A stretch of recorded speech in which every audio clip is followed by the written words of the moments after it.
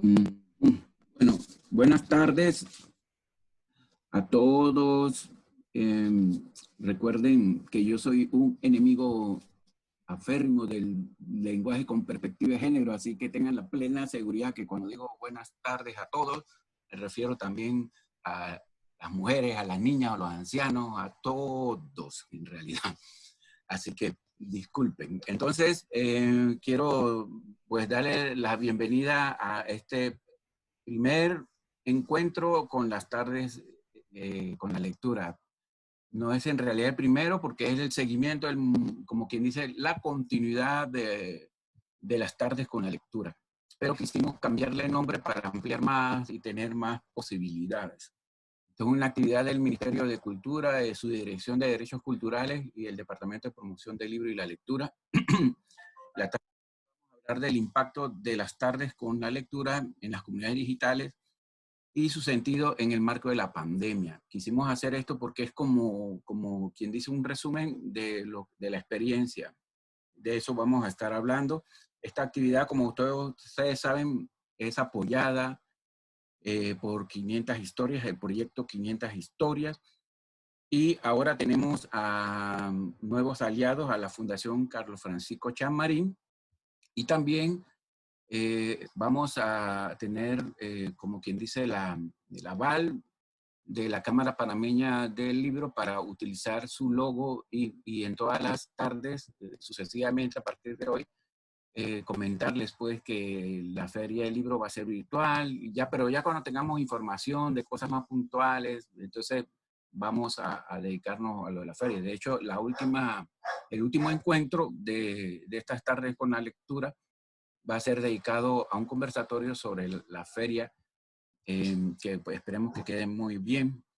Entonces, esos agradecimientos, como siempre, al Proyecto 500 Historias y ahora a la Fundación Carlos Francisco Chamarín, que se suma en este mes para estar trabajando con nosotros.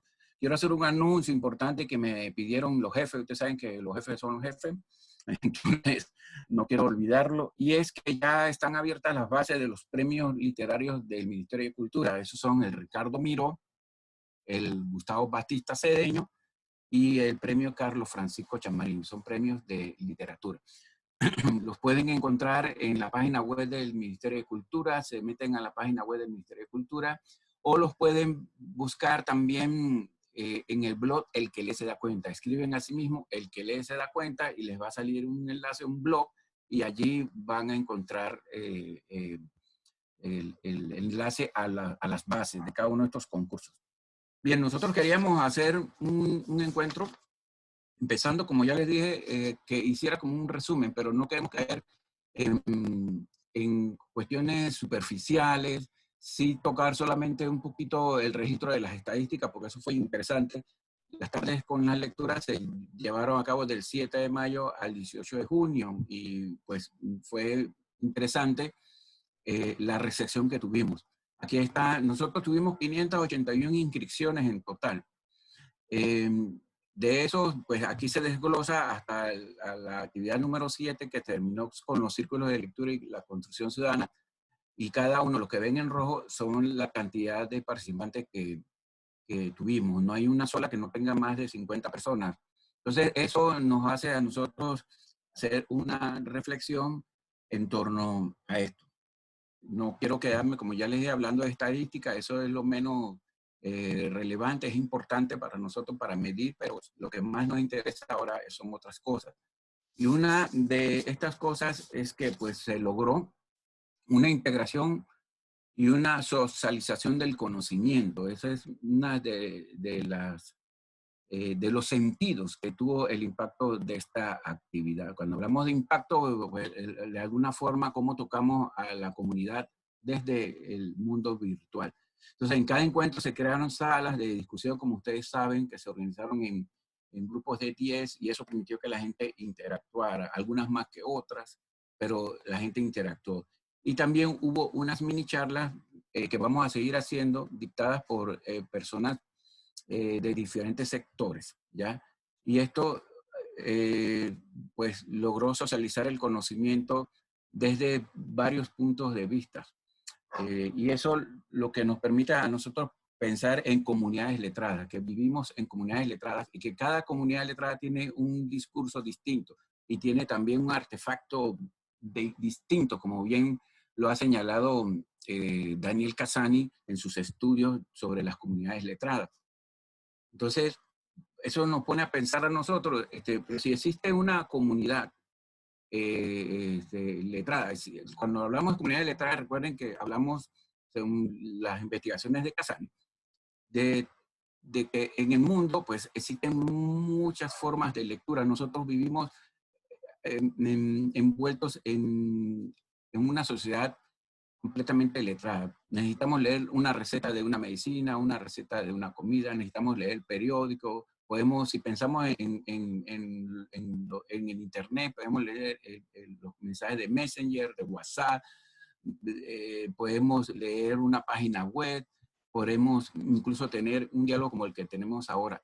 Y todo eso requiere una forma de lectura. No todas las cosas se leen igual, o sea, no lo mismo. Por ejemplo, yo soy incapaz a veces de entender el discurso de los abogados. Si a mí me dan un tratado que tiene que ver con cuestiones jurídicas, pues tengo que tener un diccionario al lado para poder guiarme.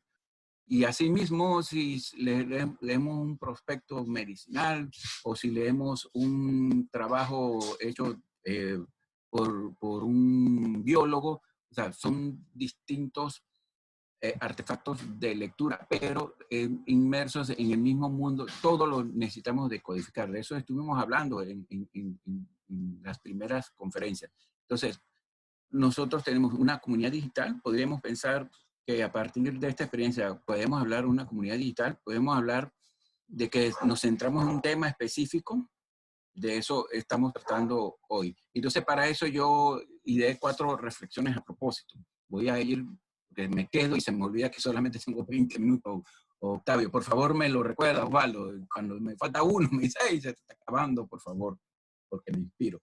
Entonces, nuestra primera reflexión es esta.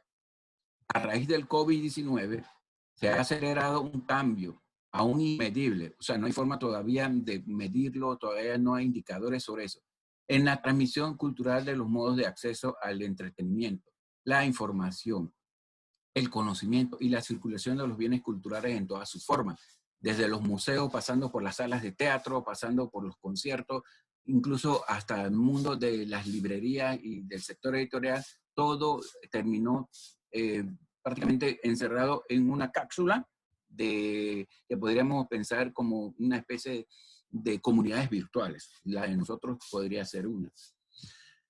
Otra reflexión es que en medio de este escenario pandémico y de la nueva normalidad, que también yo me pongo a pensar, bueno, una normalidad con virtualidad, ¿ya? ¿Dónde nos situamos nosotros como ciudadanos digitales? Es decir, si yo pertenezco a una comunidad digital, pensemos que los encuentros con la lectura es una especie de comunidad digital. ¿Dónde me sitúo yo como ciudadano digital? Entonces, pienso, somos inmigrantes, podemos ser visitantes, soy un consumidor, un productor, un residente, un navegante, un comunicador, receptores, o soy un creador. ¿Qué somos? Por ejemplo, pienso en nosotros, en el proyecto de 500 historias, en la Fundación Carlos Francisco Chamerín, en el Ministerio de Cultura, y pienso en Carlofón, que somos varias cosas al mismo tiempo. Somos comunicadores, estamos transmitiendo unos mensajes, estamos siendo también receptores porque ustedes se comunican con nosotros a través de los comentarios. También somos creadores y somos productores porque tenemos que preparar los materiales, investigar y trabajar para poder hacer esto. Entonces hay que, como que dice, ir pensando en qué nicho yo me sitúo y cómo podría yo hacer que esta comunidad digital tenga valor, porque eso es lo que nos preocupa a nosotros. Acabo de leer un artículo casualmente de una autora que se llama Nora Merlin. Ella es una experta en estos temas y escribió un artículo que se llama La ideología y la verdad. Y ella habla en este artículo que hay una virtualidad que impacta en la sensibilidad y en los afectos. Eso es muy interesante para mí, es una lectura muy interesante. Y también habla de que existe una articulación de la digitalización. Entonces, eso significa que también existen ciudadanos que están siendo digitalizados. Y eso afecta, de alguna forma, afecta y mata nuestras referencias. Y una de esas nuestras referencias es buscar, desde el punto de vista de la filosofía, la verdad. Y desde el punto de vista de nosotros, de la antropología de la lectura o de la etnografía, es buscar qué hay de valor y qué hay de cierto en el mundo de la lectura. ¿Ya? Entonces es muy interesante, quería hacerles ese comentario. Y la tercera reflexión es la brecha, la empiezo con una pregunta, la brecha sociocultural entre los conocidos nativos e inmigrantes digitales, ¿se ha estrechado o se ha ampliado? ¿Qué piensan ustedes? Hay nuevos contextos que nos están permitiendo pensar en problemas que estamos postergando e ignorando. Entonces, esos nuevos contextos yo los percibí en las tardes con la lectura, porque comenzamos a hablar de ciertos problemas, quizás incluso a otro nivel, ¿ya? Pero de alguna forma los comentamos, ¿ya? En cada una de las mesas hubo comentarios más o menos de eso, pero necesitamos saber también cómo vamos a enfrentar estos contextos, cómo vamos a seguir trabajando y cómo vamos a seguir reflexionando y haciendo que todo esto, como ya dije, sean ideas con valor que podamos poner en contexto en una comunidad o desde nuestro trabajo, no sé, del espacio donde nosotros estemos. Una otra reflexión es esta: ¿será posible construir un nuevo diálogo o ámbito donde construyamos propuestas con valor desde las redes, o solo estamos haciendo alarde de nuestras destrezas? Yo no conocía Zoom y aprendí a usar Zoom y ahora todo es Zoom, vaya Zoom. Entonces, pero ¿y qué más? ¿Cómo podemos hacer que estas cosas tengan un impacto y un sentido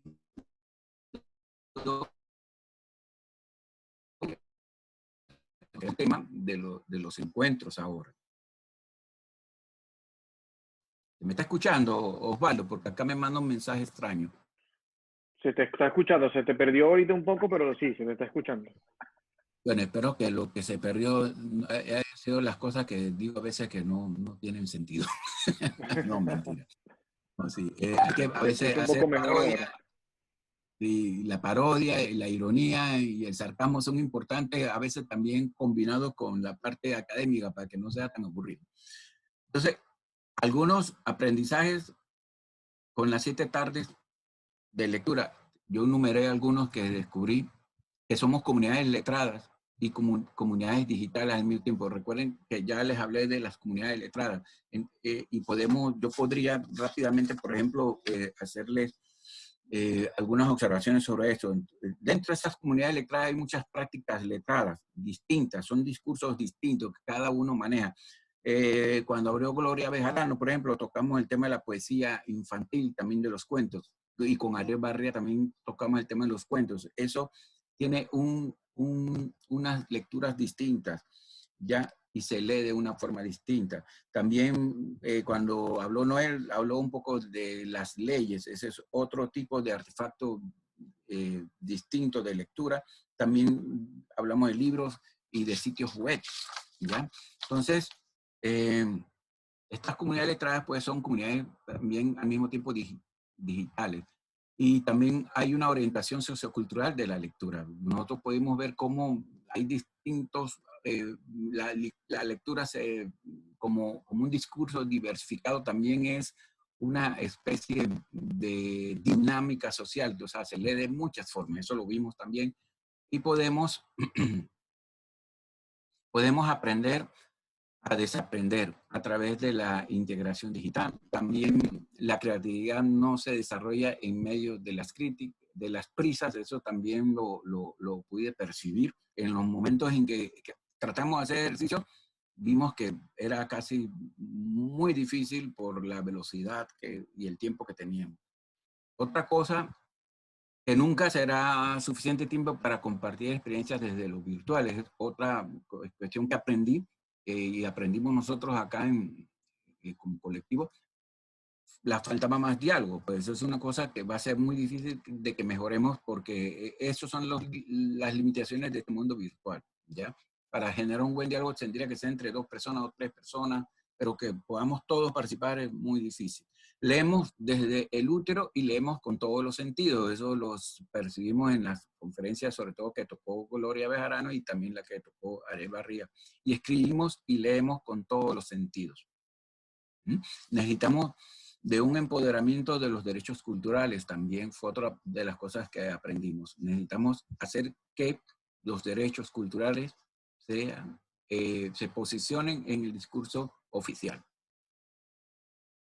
Entonces, nociones importantes de los invitados. Aquí están todos los invitados que tuvimos: a Daniel, a Gloria, a Olga, a Ariel Barría, a Enrique y a Octavio. ¿Ya?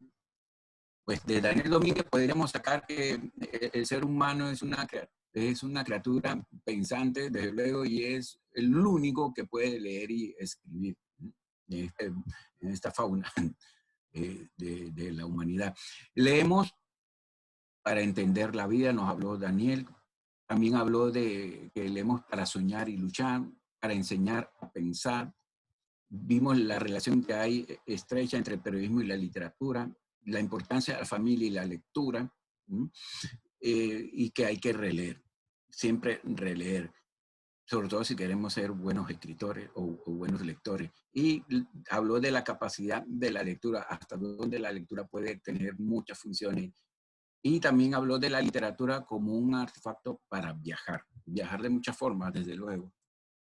Con Gloria Bejarano vimos que los bebés nacen poetas, que ella citó a Federico García Lorca, y esto a mí me parece muy hermoso. Razones para priorizar una educación de calidad para la primera infancia, ella las numeró. Ya también habló un poco de la pobreza de la palabra. Un niño que crece sin lectura, si crece sin libros, también va a ser un niño de pronto con este tipo de deficiencia. El cuento es un territorio de conocimiento. Esta noción nos gustó mucho. También habló del concepto del útero social y familiar, que nosotros, la mujer, desde que tiene en su vientre al bebé, ya podemos empezar a hablar de lectura. Estamos contando desde siempre estamos contando. De hecho, el ser humano es narrativa constante. Leer el mundo, habló de que necesitamos aprender a leer el mundo, negociar con el mundo, y también nos habló de la imaginación y el conocimiento, que a veces citó a Einstein diciendo que la imaginación a veces es hasta más importante que el conocimiento, y que es muy importante porque esto genera pensamiento.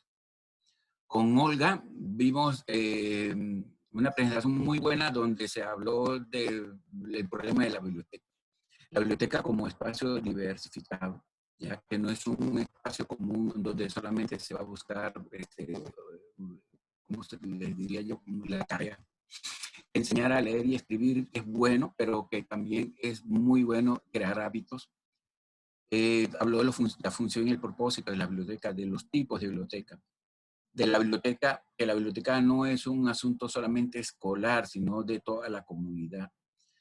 Que hay diversidad de programas comunitarios que se pueden realizar, y también habló del acceso a la información y de que tenemos un país con muchas desigualdades y que eso puede ser también una de las causas, que no hay todavía una democratización real de la cultura, y que cuando podamos hablar de un país sin desigualdades, cuando logremos cerrar esas brechas, que todos podamos tener acceso al alfabeto, por ejemplo. Con Enrique Noel, él habló de los derechos culturales, que es un deber del Estado, que una persona puede renunciar a ese derecho si quiere, no promover la lectura o la cultura, pero el Estado no, siempre hay un deber. Las políticas con enfoque de derechos culturales son las cosas que se están tocando ahora, es como se están manejando a nivel oficial, que los derechos culturales como están muy pegados a los derechos humanos. Habló del derecho a ser, de expresarse y de acceder. Estas tres nociones son básicas de la necesidad de un catálogo de los derechos culturales que no existe. Habló de nociones básicas como la identidad, el patrimonio, la comunidad, la participación, el acceso, la educación, la información y la cooperación, que son bases de los derechos culturales. Y habló del ejercicio de los derechos y el desarrollo sostenible. Y por último, se fue cerrando con lo que está haciendo el Ministerio de Cultura, que es con la Ley 90, que crea la política cultural del país. Y que, bueno, ese es algo que todavía tenemos pendiente y se está trabajando en eso. Con Ariel Barriat tocamos el tema del cuento y Ariel nos dejó claro que un cuento no es algo solamente que para reírse, que cuando leemos un cuento es para tirar una carcajada, que también cuentos que también tocan las emociones, de pronto las pasiones tanto positivas como negativas, que un cuento hace pensar en nuestras preocupaciones, que un escritor tiene que tener una estrecha relación con la lectura, hay que leer para poder escribir bien. Habló de los sentidos y que los sentidos tienen que estar conectados con el entorno. Nosotros tenemos que estar conectados con todos los sentidos al entorno. El cuento no se explica, un cuento nunca debe explicarse, el cuento debe solito, como quien dice, entrar por los poros y salir, bueno, no sé por qué lado. Entonces, también habló de la palabra sugerente, que nosotros tenemos que ser magos de la palabra, artesanos de la palabra, y que siempre tenemos que buscar esa palabra sugerente. Y me gustó cómo cerró hablando de la poética, yo le llamo la poética de la semilla de naranja, que quiero que sepas, Ariel, que esa poética la voy a insertar dentro de las poéticas que yo tengo, porque él hablaba que es como una pepita naranja, un cuento, que uno la pela, la siembra y sale el árbol. O sea, el cuento tiene que estar contenido, el árbol tiene que estar contenido en una semilla. Ese es el cuento. Y Octavio Rodríguez nos habló en la última charla que tuvimos sobre los círculos de lectura, habló del proyecto 500 Historias, de los conceptos de leer, escribir y pensar que se pueden poner en práctica en los círculos de lectura, que hay diversos ámbitos de lectura. Nos habló de una pirámide que aquí está, donde leemos y escribimos, pensamos, pero también disfrutamos de la lectura y finalmente también compartimos experiencias. Y también hizo un laboratorio muy interesante de lectura y nos demostró lo que hemos estado hablando ahorita, de que somos comunidades digitales, comunidades letradas y que se puede también construir de estos mundos cibernéticos. Bien, aprendizaje en la comunidad que dejaron los participantes. Aquí no se los voy a leer todos, solamente los que están en rojo. Una señora nos dejó este mensaje: soy enfermera. Estas clínicas me ayudan para poder interactuar con mis pequeños pacientes y poder enseñar. Eso me gustó mucho. A mí, de hecho, también una muchacha que es ciega me escribió aparte por el Messenger y me puso que ella no sabía que se podían escribir con todos los sentidos, que se podía leer con todos los sentidos. También que hay momentos como estos necesitamos para enriquecer nuestro conocimiento, escribió otro. Ahí les va a quedar en la presentación los otros comentarios. No son todos, solamente puse estas clases que tienen como una reflexión. Hay muchos elogios, había muchas felicitaciones, había muchos consejos, muchas críticas, algunas críticas también, pero estas son las que saqué.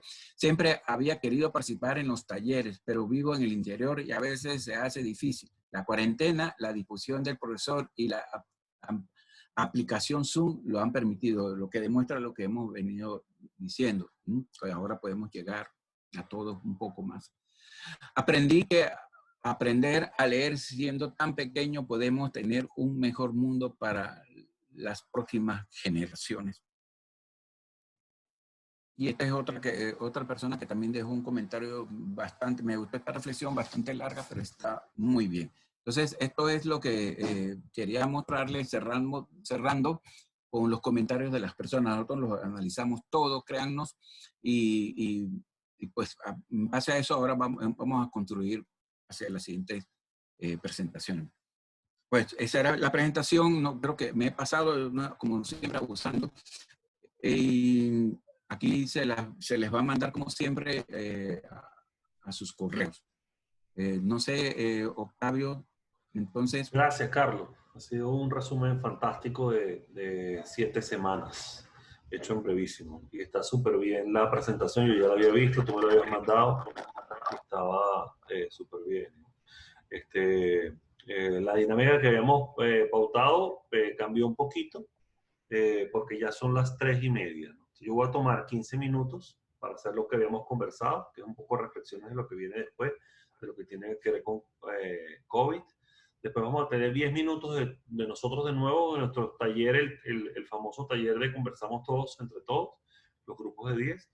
Y luego tenemos invitada a Abril Méndez de la Fundación Chamarín, que va a contar qué vienen. Ahí está, profesor Abril, gracias por estar. Que va a contar de qué vienen las siguientes 3 sesiones, los siguientes 3 jueves que tienen que a la Fundación Chamarín como protagonista.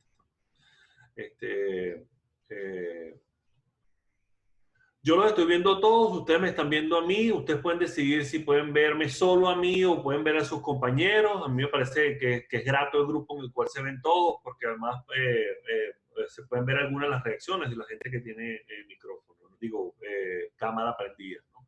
Yo tengo 3 cosas que comentar que tienen que ver con lo que discutimos y surgió durante todo el camino, pero especialmente justo después que nos tomamos el tiempo, Carlos, Osvaldo y yo, de reflexionar con respecto a qué sucedió, qué dijeron ustedes, cuánto tiempo se tomó la cosa, ¿no? Hay un tema que no hemos tratado, que tiene que ver con la pandemia, que es el homeschooling. El homeschooling le dicen a la idea de que un chico, en vez de ir para la escuela, se quede en su casa y sus padres le den todas las clases que le hacen falta, ¿no?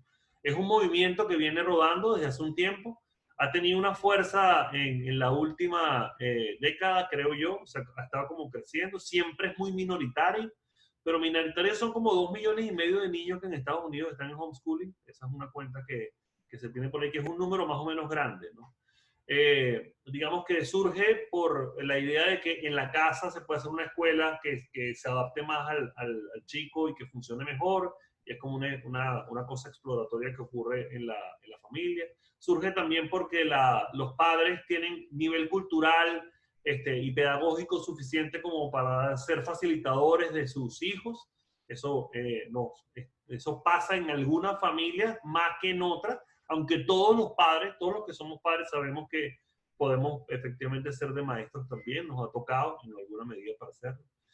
Pero además ahora surge un poco obligado. Resulta ser que por los últimos 3 meses nos pusieron a trabajar en casa, a todos los que no trabajamos en la casa, y pusieron a los chicos a quedarse en la casa, a tomar las clases en casa, aquellos que pudieron tomar clases, algunos no, pero seguro que alguna actividad estaban haciendo, y se dio un homeschooling obligado, ¿no? Eso reveló cuál es la dinámica de la escuela, ¿no?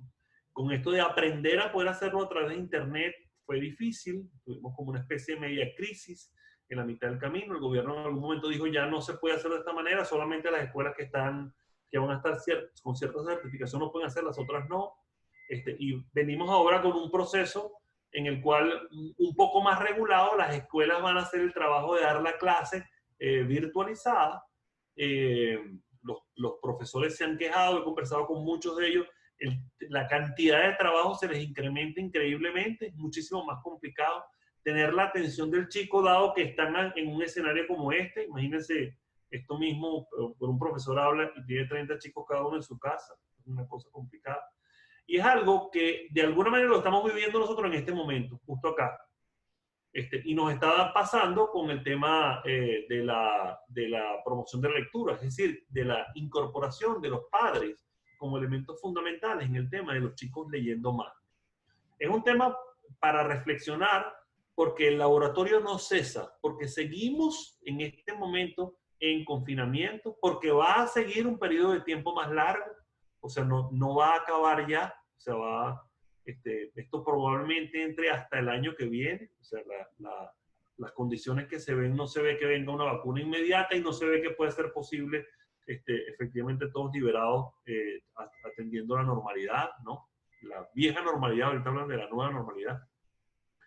Y como laboratorio, de la misma manera como nos pasó a nosotros que estamos reunidos acá, podemos entender que se está dando ese pequeño laboratorio en cada una de las escuelas. Se lo pongo como un tema porque hay una parte de la promoción de la lectura que ahora se puede llevar a cabo considerando el padre como parte, como tutor dentro del ciclo, conectados, es decir, con algo en el que estén haciendo algo como esto, porque uno se pierde. Como padre uno nunca tiene todas las respuestas.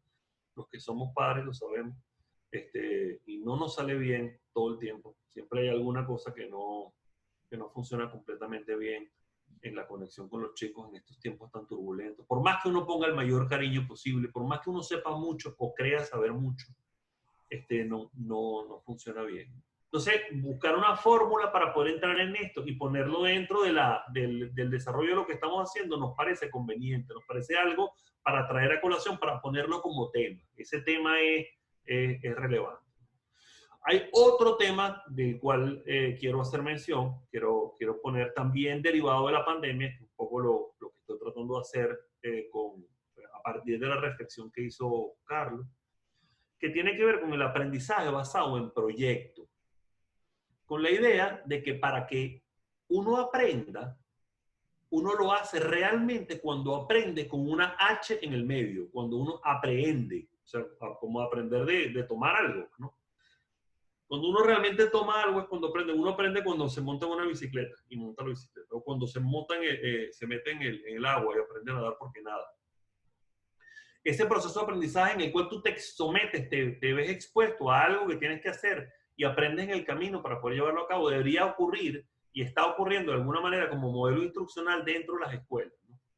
Eso quiere decir que podríamos nosotros proponernos, poner sobre la mesa de esta comunidad de letrados que dice Carlos, un proyecto específico sobre el cual podamos desarrollarnos, avanzar en él, y que tenga el cuerpo de que haciéndolo aprendemos. Nosotros y los más jóvenes. Los más jóvenes siempre es un punto que me parece relevante poner, ¿no? O sea, siempre me van a seguir a mí hablando de eso, ¿no? El proyecto 500 historias es eso, es aprendizaje basado en proyectos. Es tomar a las maestras y quitarles el rol de ser quien da la lección y ponerles un rol de facilitación. Permitir que los chicos aprendan porque están en un entorno en el cual todos están tratando de aprender. Aprender es haciendo algo. Entonces, te quitas el aprender y te quedas con el hacer, ¿no? En ese orden de ideas, nosotros nos podemos plantear, hace un rato comenzando estábamos hablando con Alex de eso, Alex Lovera, podemos armar un proyecto, podemos pensar en un proyecto, hacer un proyecto y aprender del proyecto haciéndolo nosotros. Y podemos convocar como comunidades, o sea, por ejemplo, la gente que está haciendo gestión cultural, la gente que tiene sus hijos en su casa y tiene el tema de darles clases, o los que tienen sus estudiantes en las casas y los tienen que atender porque son profesores, ¿no? La gente que tiene algún interés en la literatura, que está buscando qué leer y está buscando ser leído porque escriben, ¿no? Podemos montarlo en formato proyecto. Entonces, una invitación a que pensemos en un proyecto y lo construyamos entendiendo que el proceso de construcción nos va a dar información del proyecto, que no tiene que ser perfecto. Que es más, es mejor que no sea perfecto. Así tiene chance de cambiar. Es mejor que ya de antecedente ya pensemos que no está listo. Entonces lo podemos cambiar. Es una invitación directa y sería lo que yo querría pedirles ahora, que una vez que pasemos a la sala que conversemos. ¿Qué proyecto esta comunidad puede hacer? ¿Qué proyecto? Y voy a mi tercer punto. El tercer punto es el de la creación de una comunidad, de esta comunidad que está sucediendo. Pues sí, hicimos un proyecto de creación de una comunidad. O sea, aprendimos mucho más. Ahora sabemos mucho más que cuando comenzamos las 7 tardes. No solo eso, sino que además tenemos el convencimiento de que podemos quedar con esto hacia adelante. O sea, puede no parar nunca. 10 años, 20 años, 50 años, siempre haciendo tardes o alguna época en la semana, algún día de la semana, alguna hora del día, le cambiamos el nombre tarde a encuentros para quitarle la temporalidad, y encuentros puede ser cualquier cosa, puede ser más largo, más pequeño, pero tiene ese concepto, ¿no? Genérico. Entonces, la comunidad creada, activada en proyectos, con algún proyecto específico, puede construir cosas que duren en el tiempo. Entonces, por supuesto, Alex, tú y cualquiera de los que están aquí pueden conducir un siguiente ciclo. Uno de los ciclos que vienen a ser. El siguiente ciclo que tenemos es el de la Fundación Chanmarín, que nos va a quedar perfecto y precioso, creo yo. Eso va a quedar muy bonito y ya la persona hablará de eso. Pero después pueden venir otros.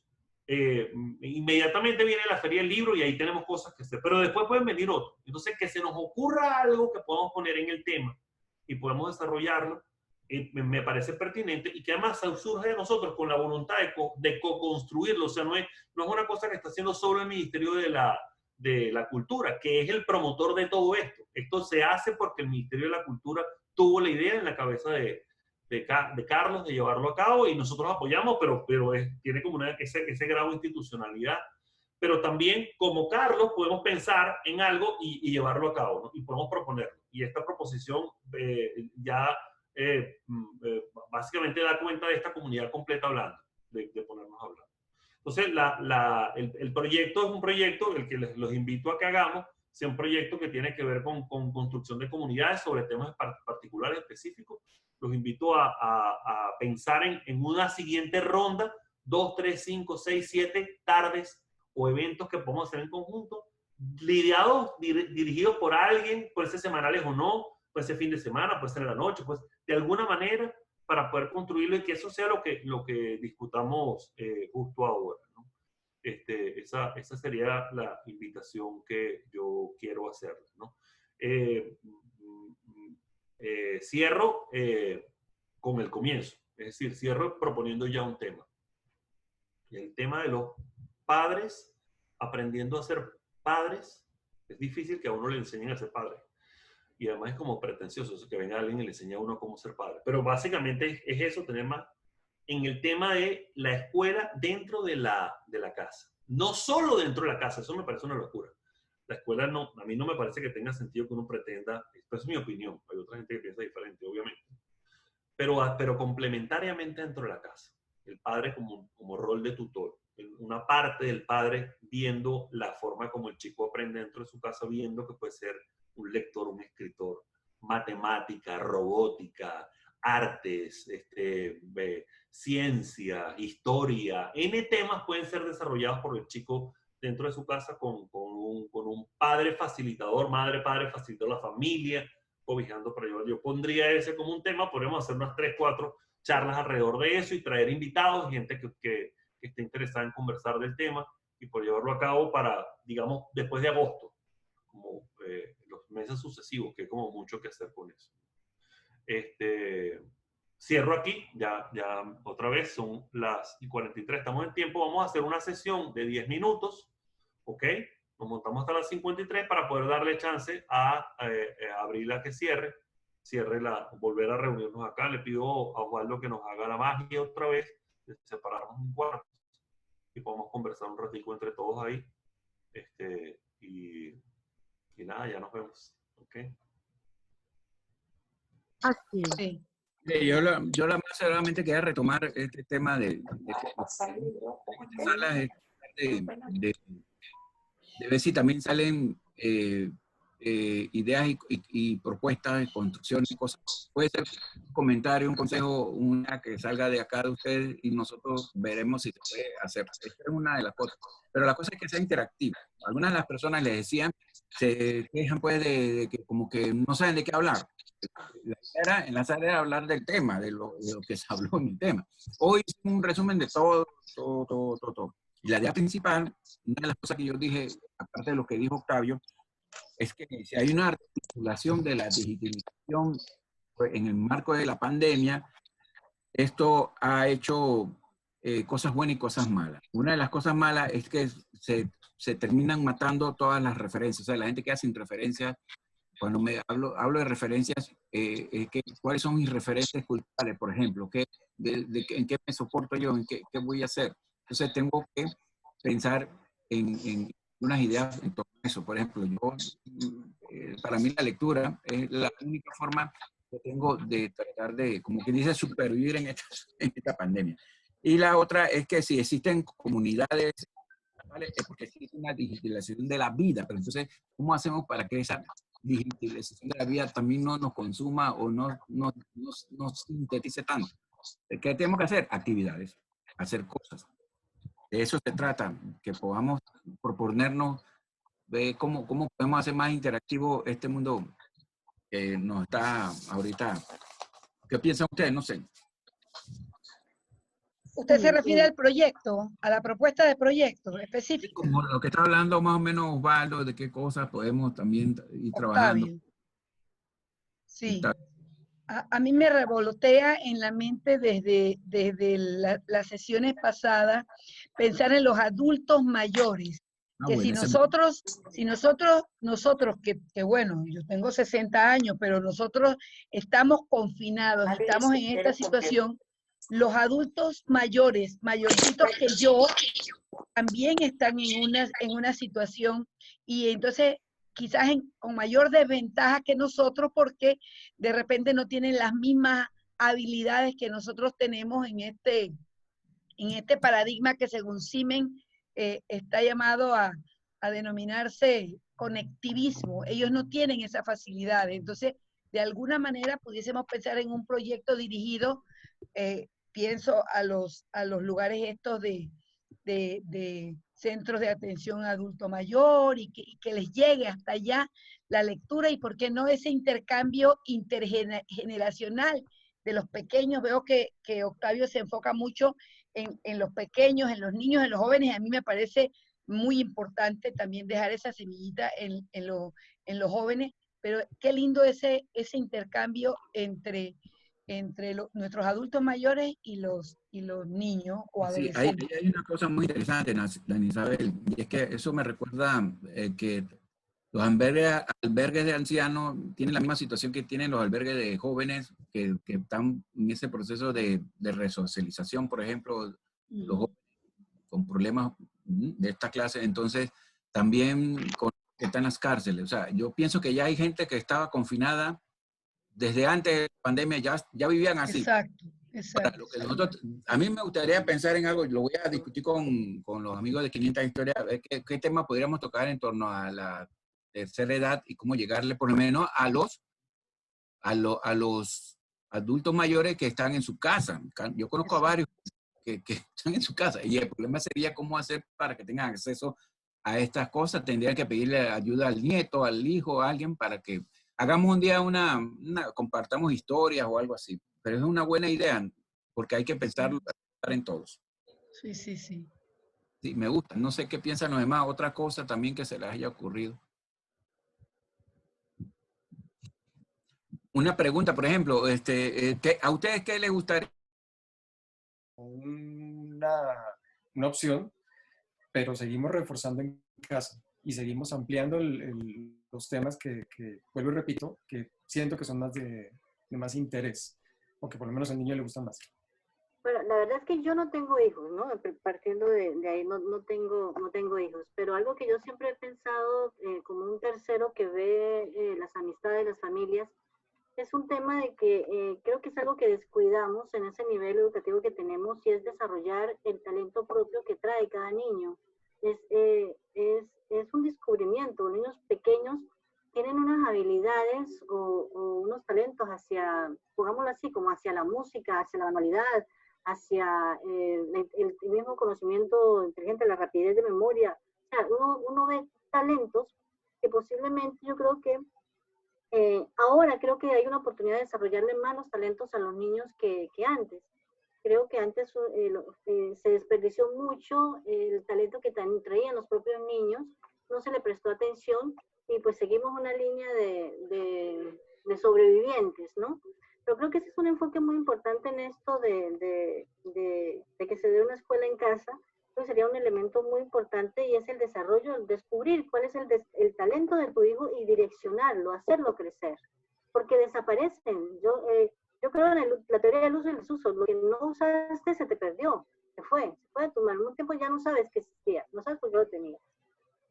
Así es, precisamente. Un aporte que hago ahí en ese tema y que sea algo importante para el tema que menciona Giselle, que podría ser nuestro proyecto, el tema de hacer como talleres para enfocarse en qué sería lo importante para nuestra sociedad, ¿no? Para nuestra sociedad en este tema de la escuela en casa orientada por los padres.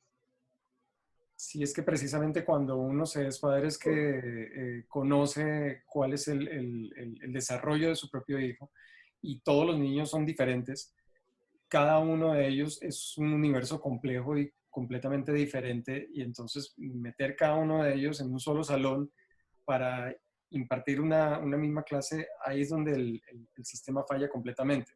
Cuando el ideal debería ser una formalización personalizada. Entonces, si el niño nace con unas capacidades o adquiere capacidades y desarrollos, aprovecharlos y explotarlos. Porque como tú muy bien dices, en el tiempo se pierden. O llega a la escuela y se nula, se bloquea totalmente, se anula esa... Y bueno, quizás un poco la recomendación en el corto plazo es que se siga usando los medios digitales para hacer algunos proyectos para las maestras, tienen que seguir siendo, pero también con las mamás, ¿verdad? Y dándole participación a los niños también del uso de la literatura como algo lúdico también, como algo que es divertido, ¿no? Porque creo que los niños llegan al preescolar y les gustan las poesías y las canciones. Si las maestras también se saben las poesías y las canciones, los pueden orientar también a que a los niños les agrade eso. Ya cuando van llegando a primaria, el resto de las asignaturas, ya no se usa más la literatura como recurso didáctico para aprender. Sí hay también mucha literatura que se puede usar. Y que ellos mismos creen cuentos, puedan crear poesía, y eso les ayuda a desarrollar también la creatividad, el pensamiento crítico alrededor de las cosas que están estudiando. Sí. Entonces, hay muchos temas y se pueden, lo que siento es que se puede también recomendar es que se les dé algún apoyo a los maestros de cómo usar el recurso, cómo usar la literatura en este medio. Sí, y con los jóvenes, la semana pasada creo que estábamos hablando acerca de eso, de los círculos de lectura, cómo que llegar al joven, y había alguien que decía que creando ahora los avatars, ellos les encanta eso, y hacer sus avatars y interpretar las lecturas. Yo no sabía eso. Sí, Sí, todo esto es nuevo ahora. Avatars, mira tú. Creando avatars en la lectura. Y parecidos a ellos Pues, también, los pueden crear parecidos a ellos o a sus papás. Y eso los enamora a ellos, porque si no están tan pegados a la lectura, ver su avatar y ellos crear su propio cómics también puede ser. Correcto. Les encanta. Entonces son proyectos buenos. Buenas tardes, yo trabajo en una biblioteca pública y bueno, considero que esto representa un reto, tanto para los docentes, para nosotros bibliotecarios, promotores de lectura, el poder manejar este tipo de tecnologías y de esta manera llevar a todos los chicos las mismas actividades que realizábamos, ya sea en un aula de clases, en una biblioteca, con los círculos de lectura, con la oralidad. Por aquí. Pedro Baeza. Saludos a todos. Qué bueno verte, Pedro. Esto está muy bonito, pero está funcionando.